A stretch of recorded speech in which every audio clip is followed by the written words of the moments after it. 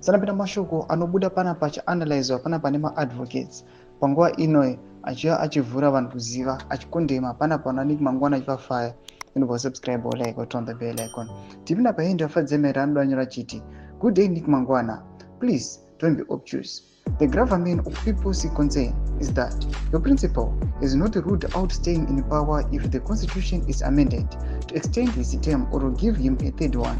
Why is he unable to say that he will not stay in office beyond 2028? Why is he not distancing himself from those calling for him to stay until 2030? Why does he make ministers and party officials and members chant the 2030 slogan at his party rallies? Why is the state broadcaster intensifying the 2030 propaganda and agenda? Why does he not take a stand against his subordinates who are pushing the 2030 agenda and seeking to railroad a constitutional amendment in parliament? Can you not see that the only reasonable inference that can be drawn in the circumstances is that he is the real power behind the 2030 agenda and he is using proxies to push it forward? Can you not see that this is what makes his value? I'm a constitutionalist, mantra hollow.